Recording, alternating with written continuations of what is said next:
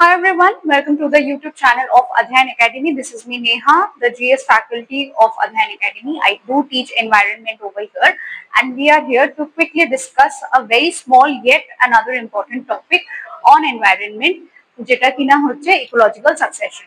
So ecological succession বলতে কি বোঝায়? ধরো কোনো একটা ল্যান্ড আছে, ওকে, বা কোনো অ্যাকোয়াটিক এরিয়াও আছে বা ল্যান্ড বা টেরেস্ট্রিয়াল এরিয়াও আছে যেটা এই মুহূর্তে একদম ব্যারেন বেয়ার, ঠিক আছে, বা হয়তো ওখানে অলরেডি কোনো এক্সিস্টিং কমিউনিটি আছে, সেটা over the period of time সেই পার্টিকুলার ল্যান্ডে বা ওই পার্টিকুলার এরিয়াতে কি কি চেঞ্জেস আসছে, ওকে, এবং চেঞ্জ হয়ে যেটা ইনিশিয়াল স্টেজে ছিল, ইনিশিয়ালি ওই ল্যান্ডে যে অ্যানিমাল ছিল, ইনিশিয়ালি ওই ল্যান্ডে যেরকম টাইপের প্লান্টস ছিল, সেটা উইথ পাসিং টাইম আস্তে আস্তে চেঞ্জ হয়ে রিপ্লেসড অথবা change by another plant and another community বা আনাদার অ্যানিমালস হয়ে যে আলটিমেট ক্লাইম্যাক্স বা এন্ড প্রোডাক্টটা হয়ে দাঁড়াচ্ছে, সেটা হচ্ছে ইকোলজিক্যাল সাকসেশন। এই এন্টায়ার প্রসেসটা একটা টাইম টেকিং প্রসেস, এটাকে বলা হয় ইকোলজিক্যাল সাকসেশন।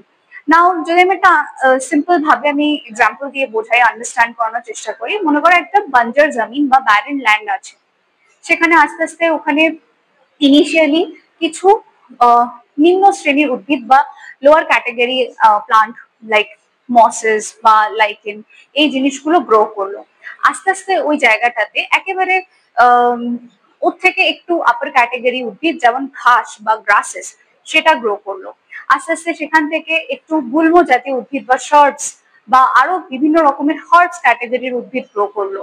অ্যান্ড তারপরে উইথ পাসিং টাইম আরো ওখানকার যদি ফেভারেবল ক্লাইমেটিক কন্ডিশন পেলো, তো সেখানে একটু বড় গাছ বা তার মিডিয়াম সাইজের গাছ অ্যান্ড দেন বড় গাছ অ্যান্ড আলটিমেটলি ক্লাইমেটসে ওই যেটা ব্যারেন ল্যান্ড এককালে ছিল, ডিউ টু ন্যাচারাল ইন্টারভেনশন বা নেচারের কোনো রকম সাহায্য বা এটা আর্টিফিশিয়াল ও ম্যানমেডেরও হতে পারে, সেই হেল্প নিয়ে সেই একটা বাঞ্জার জমিন কিভাবে ওভার দ্য টাইম সিম্পল থেকে কমপ্লেক্স হয়ে উঠলো, অর্থাৎ সিম্পল যেখানটা লাইকেন আর মসেস ইনিশিয়ালি গ্রো করছিল, সেখান থেকে আলটিমেটলি একটা কমপ্লেক্স ফরেস্ট কিভাবে তৈরি হলো এবং পুরো জিওগ্রাফি বা জিনিসটার জায়গাটার অলমোস্ট টোপোগ্রাফি চেঞ্জ হয়ে গেল।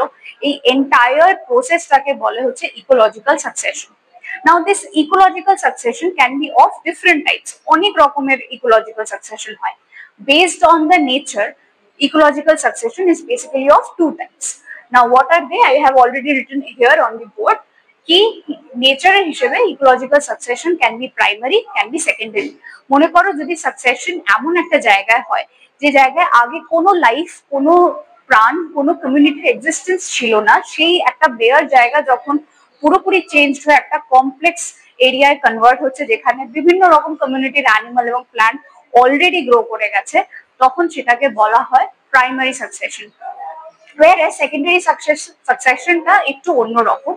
সেখানে কি হয়, কি মনে করো যে একটা জায়গায় অলরেডি লাইফ বা কমিউনিটি এক্সিস্ট করছিল, ঠিক আছে, যেমন হিরোশিমা নাগাসাকি শহর, ঠিক আছে, যেখানে অলরেডি লাইফ ফুল ফ্লেজেড ছিল, বাট কোনো ডিজাস্টার হতে পারে, সেটা ন্যাচারাল ডিজাস্টার বা ম্যানমেড, যে কোনো রিজনে ওই কমিউনিটি পুরো নষ্ট হয়ে গেল।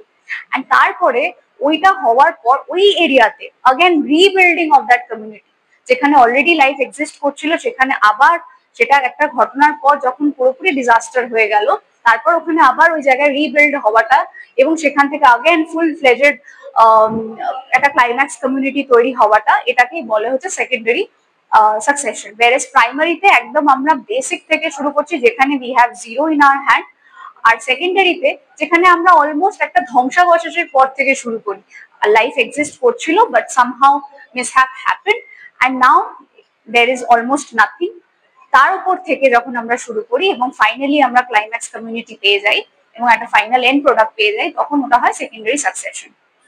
নেক্সট কামস মেজরিটি পপুলেশনের উপর বেসিসে succession can be of two types.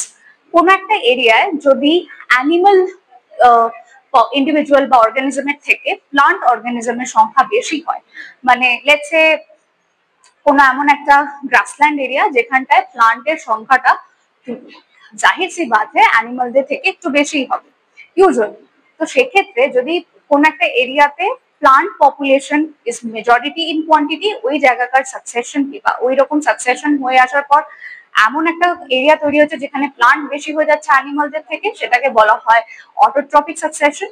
উল্টোটা যেখানে যদি কোনো একটা পার্টিকুলার এরিয়া যখন ইকোলজিক্যাল সাকসেশন হয়ে এমন হয়ে দাঁড়িয়েছে যেখানে অ্যানিমালের সংখ্যা প্লান্টদের থেকে বেশি, সেটাকে বলা হচ্ছে হেটারোট্রপিক succession. On the other hand, there can be one more classification based on the formation. Succession can be autogenic and allogenic.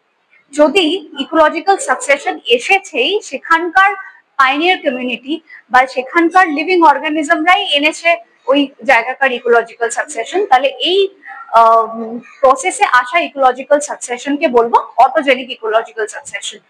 whereas যদি ইকোলজিক্যাল সাকসেশন এসেছেই ডিউ টু এক্সটার্নাল হেল্প, বাইরে থেকে কোনো হেল্প বা বাইরে থেকে কোনো এক্সটার্নাল সোর্সের কারণে সেখানে ইকোলজিক্যাল সাকসেশন এসেছে, then we can conclude or then we can term or point or label it as a allogenic succession. That's all today. I hope you find this video helpful. তোমাদের feedback comment বক্সে জানিও, এবং if you want me to make more such videos তোমরা সেটাও জানিও. Do suggest us topic, any type of concept. I will be more than happy to explain those. Thank you.